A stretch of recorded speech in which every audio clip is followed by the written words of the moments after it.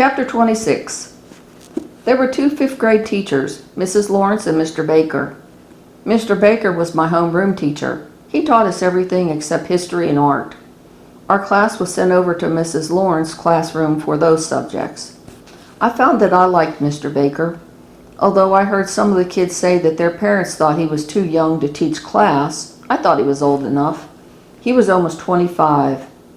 He had short strawberry blonde hair and a little touch of strawberry blonde in his goatee, and he was nice to me. When some of the kids ganged up on me and were dumping shredded paper in my hair, he scolded them and sent them to the principal's office. Then he let me grade papers while he made the rest of the class read a chapter in our science book. One day when recess time came, he let me stay in the classroom. He asked me about my home life. I told him about my dad in yellow. "The kids are pretty mean to you," he observed. "Yeah," I agreed. "Does that make you sad?" "Yeah." He asked me how the kids had come to be mean to me. "I don't know. There's only a few now that are really mean. Most of them moved on to middle school." He told me of how the kids had been mean to him when he'd been in school. He said that once I was out of school that things would be better.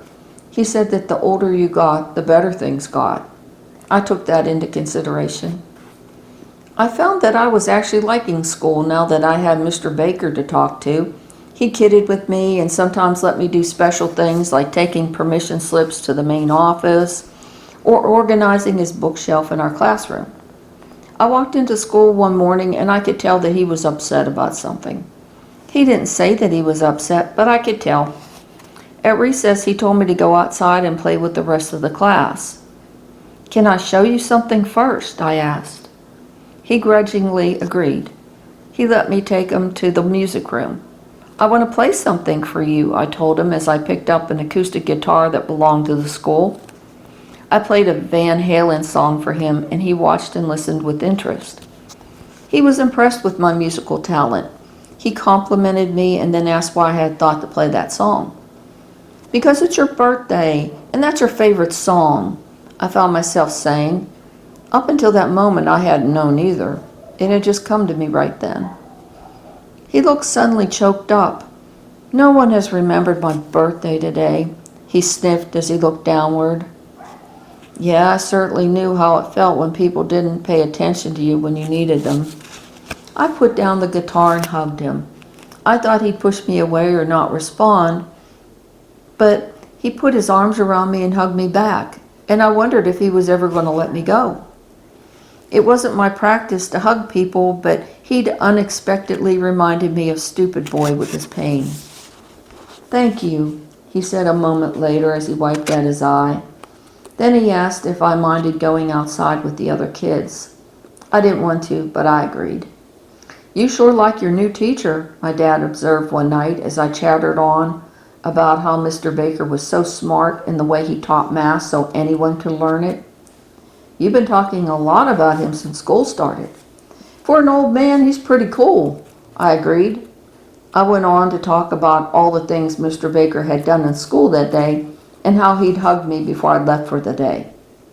"He hugged you," my dad said as he brought his full attention to me. "Yeah," I replied, as I stacked my school books and homework on the counter so they'd be ready for me to take to school.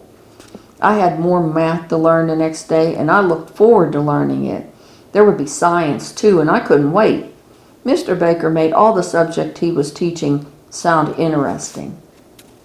"How often does that happen?" I shrugged my shoulders. Mr. Baker had gotten into hugging me after the day in the music room. I tolerated it because he was cute and I liked him. I even thought about kissing him. "A couple times a week, I guess." "Does he hug the other kids?"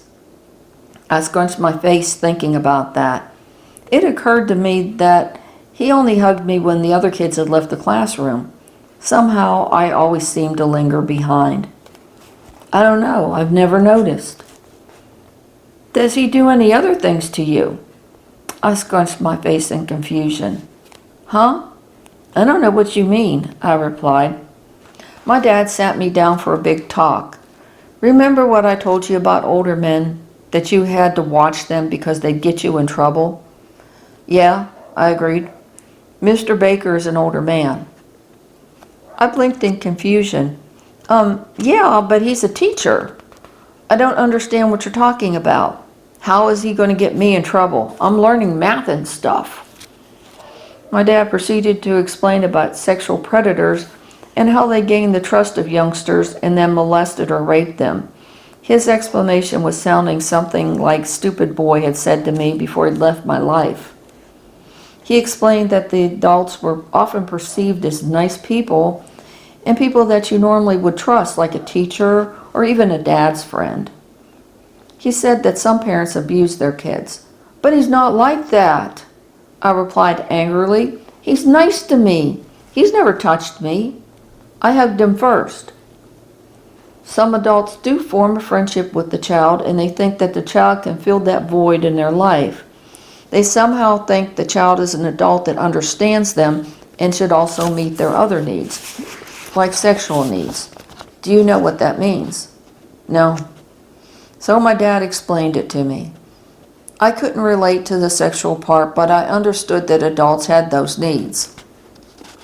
A normal adult knows that they should only be forming friendships and relationships with other adults, not children. You're a child and Mr. Baker shouldn't be hugging you or giving you all those perks that the other children aren't getting.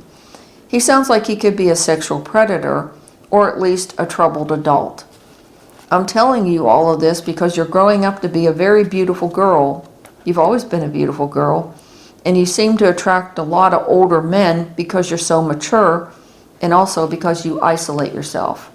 You have to remember that you're still a child even though you don't feel like one. I don't want to scare you. I just want you to be aware of things like this so you can protect yourself, so you can avoid bad situations. My head was spinning. I had such a good rapport with Mr. Baker. How could this be true? Why did every good connection with someone end up being bad? Another revelation hit me then, a really sobering thought. And because one troubled person recognizes another troubled person, I remarked as tears bit the edges of my eyelashes. "Oh, little bear, come here. Don't think of yourself that way," he said as he sat down and pulled me onto his lap. He hugged me and talked to me for a while. He told me that I was a good kid and a smart little girl. He told me a lot of soothing things. At times I've said the same things to the first graders when they were crying or feeling down. Now I remembered where those actions and words had come from. The situation ended up being worse by the time the week was over. My dad had talked to the principal of the school, and I was moved to Mrs. Lawrence's homeroom. Mr. Baker was no longer allowed to hug any of the kids, nor was he allowed to be alone with any of us. My dad said he should have been fired, but since he hadn't done anything but hug me, he was keeping his job. I was angry at my dad for that. I just felt numb at school now. I'd had a friend and then I didn't. And that seemed to be a reoccurring theme in my life. Now the first and second graders were consoling me. I felt like I'd let them down. Peter told me I was a stupid head, then thrust a book at me to read to them. I read as they listened, and he chewed on my arm. I supposed that I hadn't let them down. I'd been depressed ever since I'd moved to Mrs. Lawrence's classroom, and math and science just weren't the same anymore. My dad had said that I'd formed an unhealthy attachment to Mr. Baker, and that it wasn't my fault. He said that my attachment should be with kids my age, that it was okay for my heart to hurt now, and that he wished there was a way to ease the pain. A few weeks later, I was in the periodical room of the library. I looked up as someone entered the room. It was Mr. Baker. "I miss you," he told me. "I wish we could talk like we used to." I really missed him too, and I wished the same. I swallowed hard as I realized my dad had been right. He was a troubled man, and I was a troubled kid. We'd both related to each other, but I couldn't give him what he needed, although I wondered if I could. But if I did, I wasn't sure how it would affect me, plus it would just prove that he was a sexual predator. And Daddy would be mad. I was afraid that Daddy would abandon me, so I was just going to stay away from Mr. Baker. I miss you too, and I wish that too, but Daddy says this is wrong. You need to find an adult that can talk to you and hug you, I replied. The room had glass walls, and we could see the librarian approaching.